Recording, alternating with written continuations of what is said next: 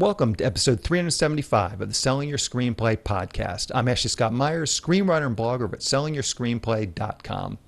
Today I am interviewing Jamison LoCascio and Adam Ambrosio, who were on the podcast before in episode 234. I will link to that in the show notes. Definitely check out that episode to learn more about their background. We really talk about how they got their start. These are two guys from New Jersey, so way outside of the Hollywood system. They started a very modest production company a number of years ago and have slowly built a nice resume of films. Today they are back on the podcast to talk about their third feature film, a horror film called No Fear, and how they put all that together. So stay tuned for that interview. SYS's six-figure screenplay contest is open for submissions. Just go to www.sellingyourscreenplay.com/contest. The regular deadline is May 31st. After that, it goes up by $10. So if your script is ready, definitely submit now before the final deadline. We're looking for low-budget shorts and features. I'm defining low budget as less than six figures. In other words, less than $1 million US. We've got lots of industry judges reading scripts. In the later rounds, we're giving away thousands in cash and prizes. This year, we have a short film category, as I mentioned, 30 pages or less. So if you have a low-budget short film, by all means, submit that to us as well. I've been talking to some of these industry judges. There's definitely some of my industry judges that are looking for short scripts. So again, we're really trying to get these scripts produced. The idea for this contest really was simple. I wanted to find the best low-budget scripts and present them to the industry. I feel like there's a real need for this. I don't think there's really any other contest quite doing it like what I'm doing it. I'm defining low budget again as less than $1 million US. In other words, six figures or less. For shorts, I would say that's less than $10,000. Every submission will get read by at least two professional readers who will do a short assessment, which you can actually purchase if you'd like to see what the readers thought of your scripts. I've lined up, as I said, about 50 industry judges to read scripts that move into the later rounds. And then, of course, we're giving away a nice assortment of awards. Once again, if this sounds like something you might like to learn more about or enter, just go to sellingyourscreenplay.com/contest. If you find this episode valuable, please help me out by giving me a review in iTunes or leaving a comment on YouTube or retweeting the podcast on Twitter or liking or sharing it on Facebook. These social media shares really do help spread word about the podcast, so they're very much appreciated. Any websites or links that I mentioned in the podcast can be found on my blog in the show notes. I also publish a transcript with every episode in case you'd rather read the show or look at something later on. You can find all the podcast show notes at www.sellingyourscreenplay.com/podcast, and then just look for episode number 375. Quick few words about what I'm working on. I've been talking about the Rideshare Killer over the last couple of weeks. We have a final cut that we're done, and we're actually submitting to film festivals now. So I'm very excited to really get this thing finished and starting to get it out into the world. I've started to approach some distributors, really just a handful of distributors that I know personally, kind of just gauge their reaction, see where we go. And I literally made those submissions this week. So I'm kind of waiting to hear back on that. And then probably next week or the week after, we'll start to really broaden this, send it out to some more distributors and start to see what kind of offers we get. So this is really where the rubber meets the road. It's exciting to get it out into the world. If you were one of the Kickstarter backers, I did send out this cut. As I said, we have a finished cut of the film. It's got a little watermark that says for screening purposes only, and that's just so people can't copy it and then start selling it on the internet or whatever. But if you're a Kickstarter backer, I did send out a message to everybody with the link to this so you can get a sort of a preview of this film. You can get a first look. So if you're a Kickstarter backer and you didn't get that, definitely email me and I'll send you a link to that, to the project. It's just a password protected link that you can then go and check out the film. Anyways, that's what I've been working on this last couple of weeks. So now let's get into the main segment. Once again, I'm going to be interviewing filmmakers Jamison LoCascio and Adam Ambrosio. Here is the interview. Welcome, Jamison and Adam, to the Selling Your Screenplay podcast. I really appreciate you guys coming back on the show. Thanks for having us. Yes, thank you. So I'm going to refer people back to episode 234 of the SYS podcast. That was the first episode you guys were on. We talk about your origin story. You guys are from New Jersey. You started a production company, and then you did your first feature, Sunset. So that was all covered in the first episode. I definitely think people should check that out to kind of get your sort of backstory. But you guys have a new feature film out. Congratulations on getting that done. And that's what we're going to talk about today. It's a film called No Fear. So let's dig into that one. And maybe you can just start off with a quick logline or pitch. What is No Fear all about? No Fear is essentially about a family who's in a house. Everything so far sounds typical to a horror film, but the part that makes it special is the fact that basically in order to fight the entity or the thing that is in their house, they have to divide three senses. One person can see the entity or the demon, one person can hear it, and another person can speak to it. So that's our pitch. That's our elevator pitch, I guess you could say. And that's what makes our movie special or unique. No, gotcha. Yeah, that's a nice hook. So where did this idea come from? What was sort of the genesis or the seed or the kernel that got this idea going? Yeah, I think it was years ago, Jameson and I, we went to the movies and we saw this one horror movie that we just didn't react well with. And this was before, Jameson was really into horror. And after the movie, he turned to me and said, Adam, look, if this is what horror movies are about, I really don't want to be any part of it. And we done two features before. We did numerous short films. So I'm thinking to myself, wow, I started a career with my best friend, and he's telling me in this whole adventure that we have to go on, there's no horror movies involved. And I said, this can't stand. I'm going to go crazy. So what I did was I talked to James, and I said, James, we need to get into horror. And I started showing him some of the classic horror movies that you could think of. A lot of Carpenter films, some 70s horror films, Evil Dead, all the Evil Deads, really, and just all, In the Mouth of Madness, Event Horizon, all those cool movies. Everything. I mean, at least probably 300 movies that, I grew up on. Yeah. And so eventually, after watching these movies, he really got hooked on, I think the first one was Carpenter. He really liked Halloween. He really liked, The Thing, In the Mouth of Madness, and and Evil Dead. When I introduced him to Raimi, he was just forget it. Now almost every day he has Evil Dead Part 2 on. Yeah. At some point, every single day as a reference. So yeah, that's how it started. It started with I would say a violent reaction to a horror movie that we just didn't like. And just introducing him to all these cool films. And did you see some sort of opportunity? Because it sounds like you were sort of pushing him to, hey, maybe we should do a horror movie of our own. Did you see some opportunities there, like maybe horror is a little easier to break into? That's always sort of the common wisdom. And I'm curious, people think, oh, horror, you can do low budget. There's kind of this whole audience out there waiting for low budget horror movies. Have you guys found that you've been able to break into that? And was this a success, like a successful gamble? Well, yeah, no, I mean, I think when we started Film Valor, we wanted to do films that we enjoyed on a decent budget, but with a high quality to it. And I would say, in my opinion, horror movies definitely kind of fit that bill, or in terms of being a good movie. I think, having a drama or at least a sci-fi or action movies, you need the big budget behind it most of the time. Horror, I think you're left more to the imagination, which we were able to get away with and what we gravitated towards. So I think it just really fit our work style, and we were just really involved with it, really into it. I think more than any other genre that we've done. We've done dramas, we did some thrillers and all, and they all done great, and we love doing them. But horror really just seemed to be something that we became fanatics of. Mm-hmm. And, yeah. So you guys, you're watching all of these movies. You're thinking we got to do a horror movie. Then what is actually that moment where all of a sudden you started to get your own idea about this film, No Fear? Actually, one day a good friend of ours, we would say a mentor, knew we were working on this new concept, and we were kind of not stuck in a rut, but we were just trying to find our own way of doing it. And this person is very spiritual in a way, so he gave us a book on. Or Zarathustrian, and we read it, and we saw some concepts in it, and I think Jameson could go a little bit more in depth about it, but we just found some like elements and figures that we really gravitated towards, and plus we always wanted to go towards a somewhat of a Lovecraftian kind of element, so it kind of fit into the whole spiritual thing well along with it. But I think Jameson. Yeah, I mean, in terms of that Middle Eastern religion.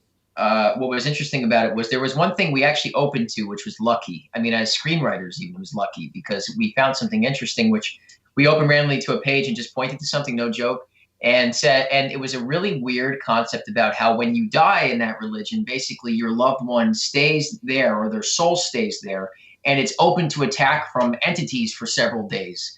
And then after the end of 3 days, they can then drift off into the next plane. And it was like, whoa, okay, well, that, even though that sounds like a lot of other horror movies, that kind of got us thinking about the basis of No Fear. And then we were also talking a lot about trying to work with, different perceptions or sensory perceptions, and maybe how, like, if somebody made contact with somebody, if they can understand something or perceive something, how could we do that, perspective of different characters? And, through a conversation, I think he brought up See No Evil, Hear No Evil. And we just said, you know what, that is a great idea. Nobody seems to have done that. And because he, I don't know if other people would have realized that, but because he knows so much about horror and then taught me so much about horror, we sat there and said, nobody's done that. Let's go. So we had that reference point. And what was great from a, especially because you're screenplay focused, what was great from a writing perspective was we really took something that I think you would consider high concept, and we really built the thing based around how can we make the best version of that movie. What is an audience demand from that concept?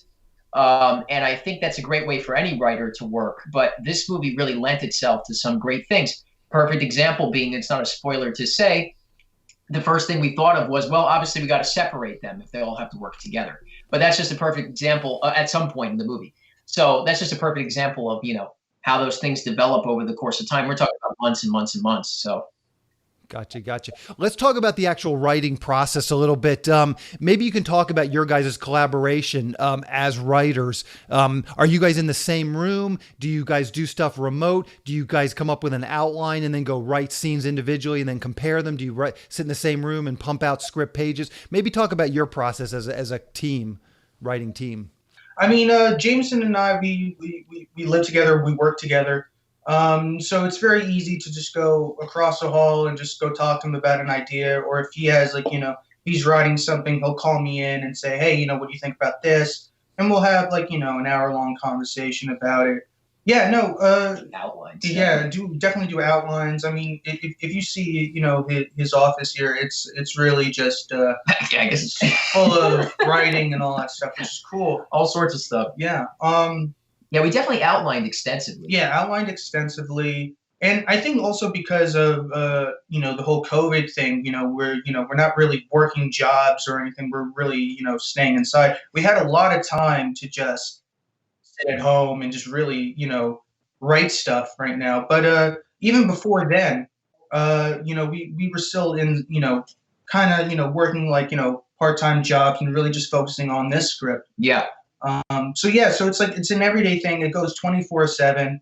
I mean, we could be playing video games and we're still talking on our headsets about, what the next movie's going to do. And and this one went through 40 drafts, which I know you can appreciate, 40 different drafts. And I would say probably 25 of those were like major rewrites, not just insertions. Yeah. No, it could have been a totally different movie at least 25 times. It's about 25 times. Yeah, exactly.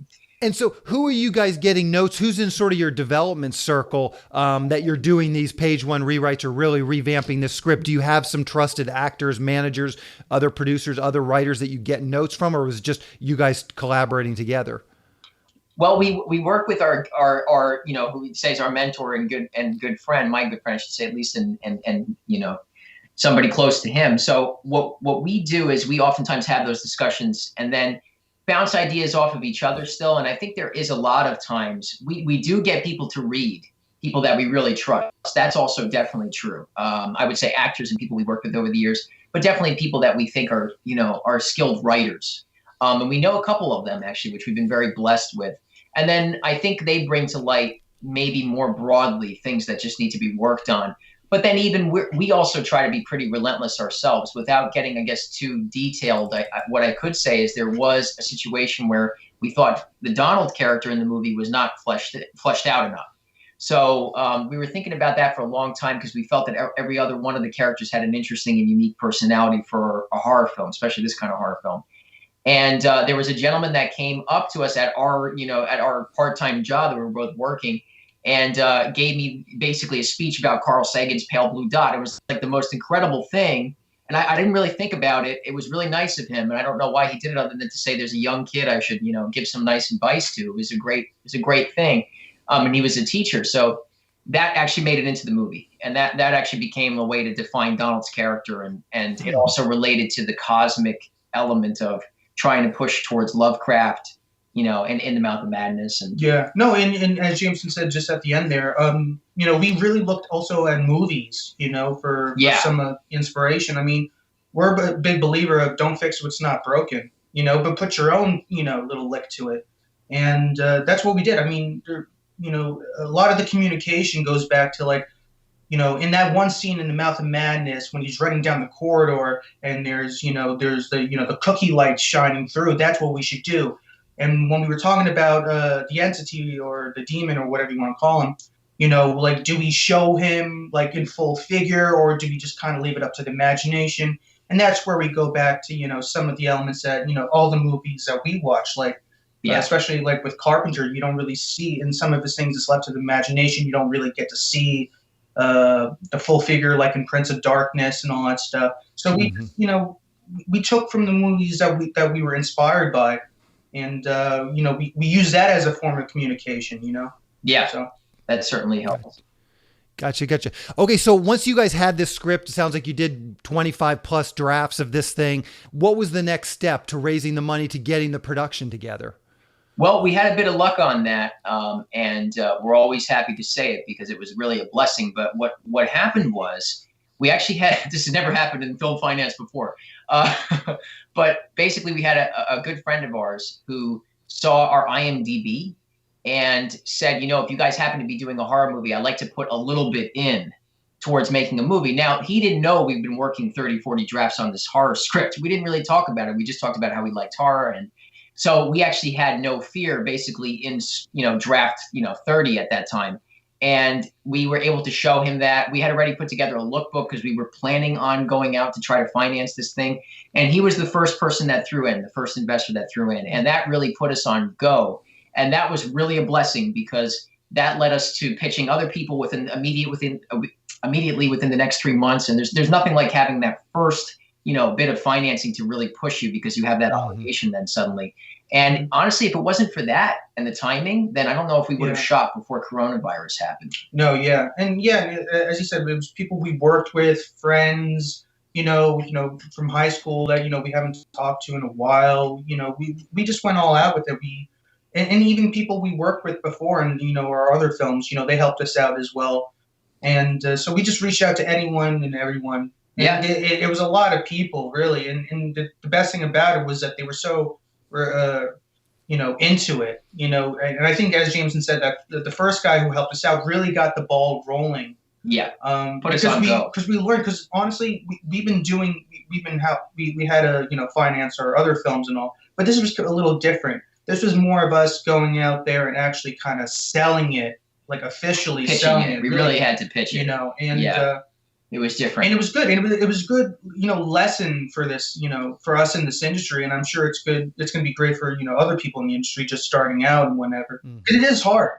Yeah, I'm curious, and I want to be clear, this is not legal advice to our audience, but I'm curious what kind of legal entity you guys set up and how you handle the legalities of taking these investments. Did you set up an LLC? Did you get a lawyer to write stuff? I know when you take investments, there's all kinds of, like, you're dealing with some things that the SEC might want to get involved in when you start taking, legitimate investments and stuff. How did you guys handle that? Or I guess if it's friends and family, maybe you don't have to worry about that. Yeah, no, we did we had an LLC from the beginning, No Fear LLC, which was the first thing we set up. We really put together the money ourselves to do that LLC, and we also had we had somebody that could counsel us on those things. We also set it up through LegalZoom, and we had the ability to talk to people about it, a lawyer as well, which we now have that's helping us through post, which helped. Through distribution.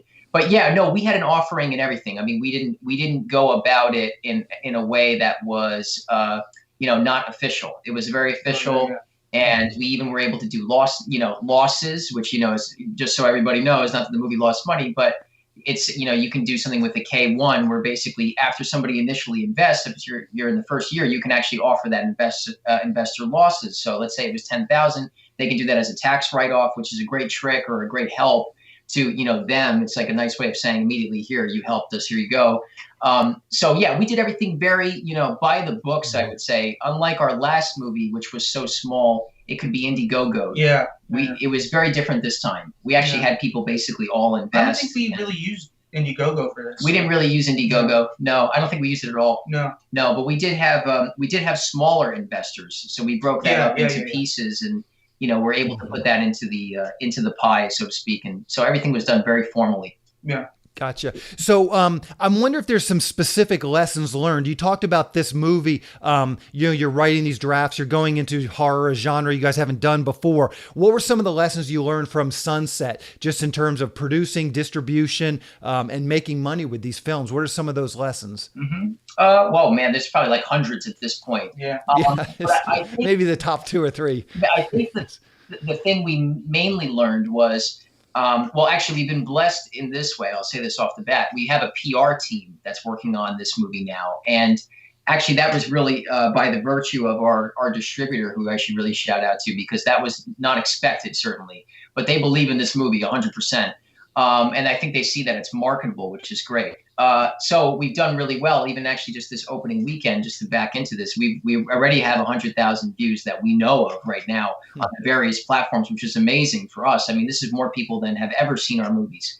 But yeah, they got us a PR firm, which has been great. They've been advertising it all over the place. They have paid advertising on everything. They made us a great trailer and poster. So to back up into that, the one lesson that we did learn is that a lot of those things are not given to you in this environment, especially today. And especially with the bigger distributors, a lot of times being with a big distributor is not great if you're going to be the little guy that they don't care about, or just 100 things to throw against the wall this month. Good luck. Mm-hmm. People don't have the resources to really push the movie. And I think that's one thing that this distributor has helped us with, because they believed in it. And there's 100 other things I could say that we learned from that one to this one. But I think that would be the main one. I got you. I'm curious, on IMDb, you guys have a listing for Film Valor, and there's like 98 episodes or something, and the last like 6 or 8 of them are all related to No Fear. I'm curious, is that like some YouTube channel you've set up to try and just market your work? Maybe talk about that a little bit. What is the strategy there? It looked like some sort of marketing play for the film. Yeah, no, well, we started Film Valor years ago.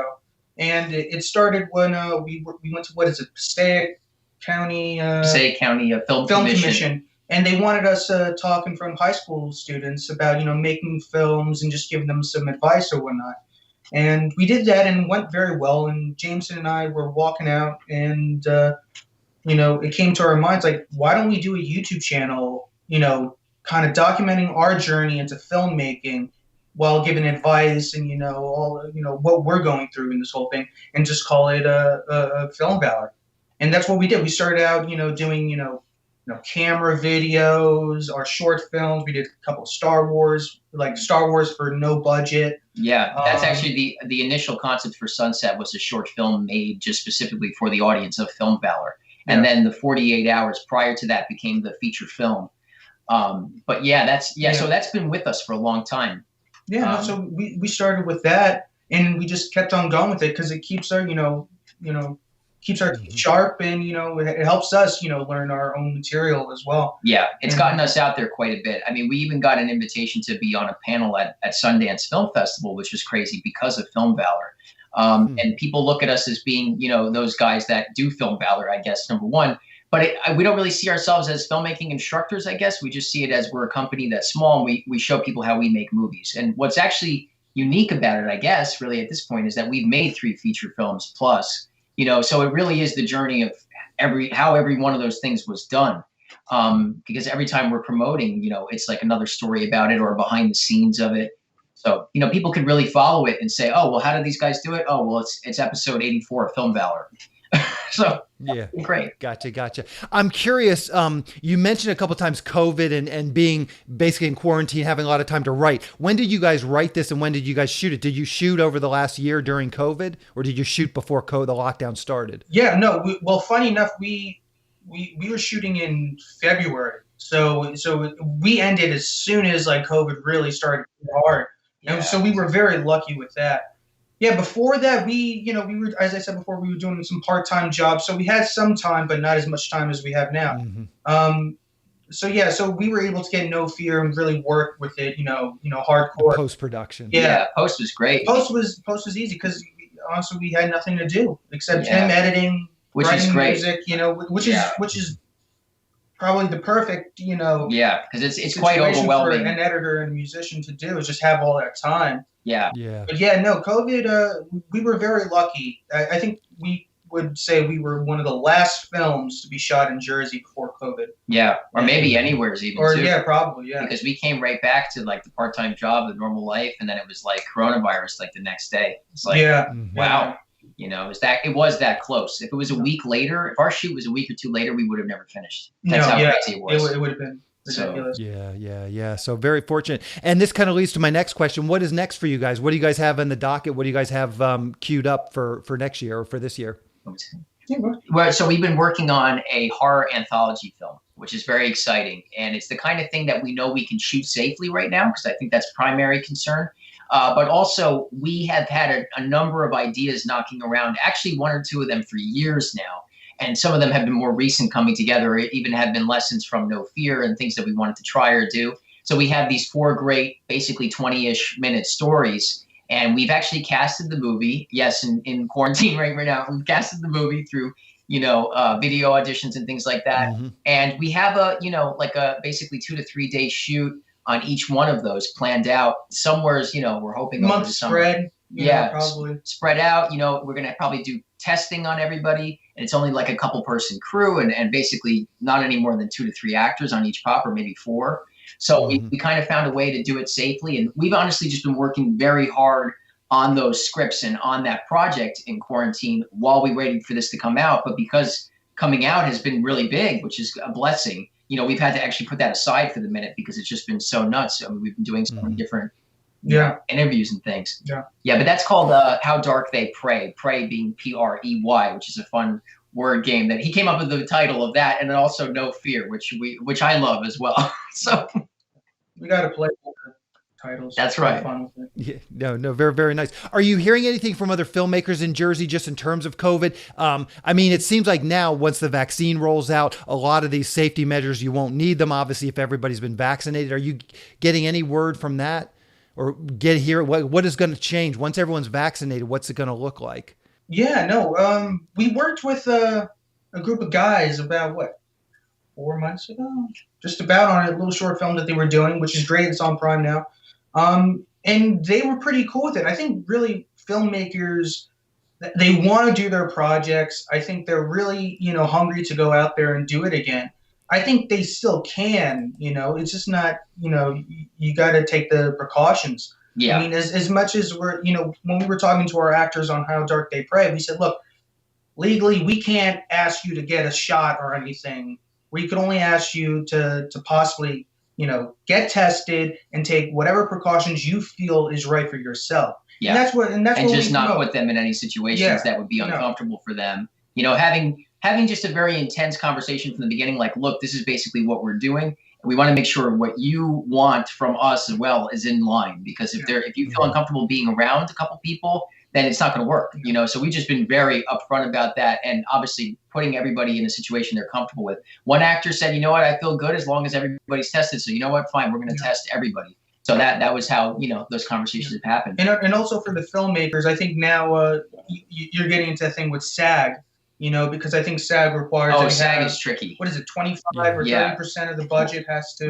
I mean, it's go very to COVID, difficult. and that's this next one is going to be the first time that we're not going to be going SAG, and I think it's for a number of reasons. But it's because you really can't afford, as a producer, to be putting that much money into just those problems, and then also it is a matter of control. I mean, you just don't you lose control of the process. If everybody's okay, I don't really want somebody running in the middle of the shot saying, "What are you doing? 20 more feet." I don't know if that's going to really work out, because I just know the way a movie set is. If everybody's comfortable, and actually half of our actors have told us that they're vaccinated.